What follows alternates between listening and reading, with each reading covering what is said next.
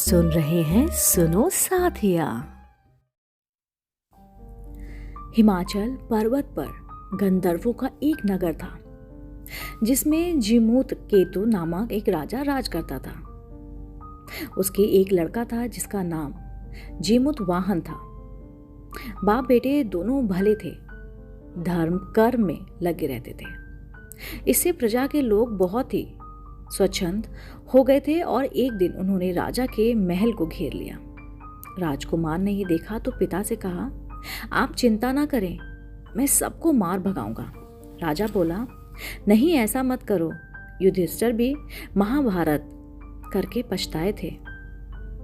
इसके बाद राजा अपने गोत्र के लोगों को राज सौंप राजकुमार के साथ हिमाचल पर जाकर मणि बनाकर रहने लगे। वहां जिमूत वाहन की एक ऋषि के बेटे से दोस्ती हो गई। एक दिन दोनों पर्वत पर भवानी के मंदिर में गए। दोनों देवयोग से उन्हें मलय केतु राजा की पुत्री मिली। दोनों एक दूसरे पर मोहित भी हो गए। जब कन्या के पिता को मालूम हुआ तो उसने अपनी बेटी उससे ब्याह दी। एक रोज की बात है, जिमूत वाहन को पहाड़ पर एक सफेद ढेर दिखाई दिया। पूछा तो मालूम हुआ कि पाताल से बहुत से नाग आते हैं, इन्हें गरुड़ खा लेता है। यह ढेर इन्हीं की हड्डियों का है। उसे देखकर जिमूत वाहन आगे बढ़ गया। कुछ दूर जाने पर उसे किसी के रोने की आवाज सुनाई दी।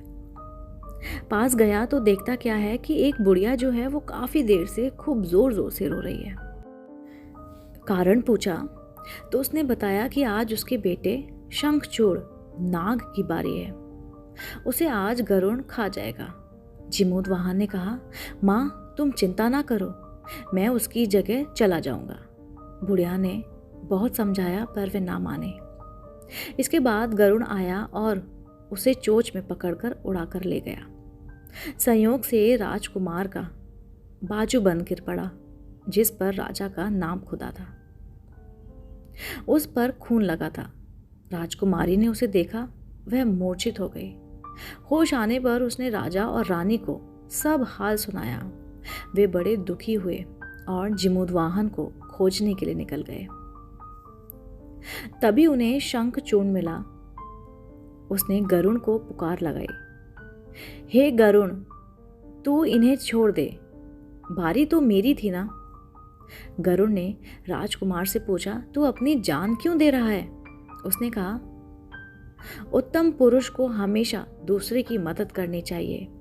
यह सुनकर गरुड़ जो है बहुत ही खुश हुआ। उसने राजकुमार को वर दिया। जिमूत वाहन ने अनुरोध किया कि सब सांपों को जिंदा कर दो। गरुड़ ने ऐसा ही किया। फिर उसने कहा, तुझे अपना राज भी मिल जाएगा। इसके बाद वहां के सारे लोग अपने नगर लौट गए। राजा, रानी, उसकी पत्नी, उसका बेटा। लोगों ने राजा को आते देखा और बहुत खुश हुए और उनको बोला कि महाराज, हमसे गलती हो गई है, आप इस गद्दी के मालिक हैं, आप ही इस पे बैठे। इतना कहकर बिताल बोला, हे राजन, ये बताओ इसमें से सबसे बड़ा काम किसने किया है? राजा ने कहा, शंखचूड़ ने। बिताल ने पूछा, कैसे? राजा बोला, जिमूत वाहन जाति का क्षत्रिय था, प्राण देने का उसे अभ्यास था, लेकिन बड़ा काम तो शंखचूड़ ने किया ना, जो अभ्यास ना होते हुए भी जिमूत वाहन को बचाने के लिए अपनी जान देने को तैयार हो गया। इतना सुनकर बेताल जो है फटाक से ना पेड़ पर फिर से जा लटका। राजा उसे फिर से लेकर पीठ पर लादता है और रास्ते में चलते चलते बेताल फिर से उसको नई कहानी सुनाना शुरू कर देता है। दोस्तों, इस कहानी का मैं अगला भाग ज़रूर इस चैनल पर प्रस्तुत करूंगी। अगर आपको ये कहानी पसंद आई हो तो मेरे चैनल सुनो साथिया को सब्सक्राइब ज़रूर करें, ताकि मेरे द्वारा अपलोड की गई हुई कहानी आपको सबसे पहले देखने को मिले। मिलती हूँ मैं जल्दी, तब तक के लिए नमस्कार।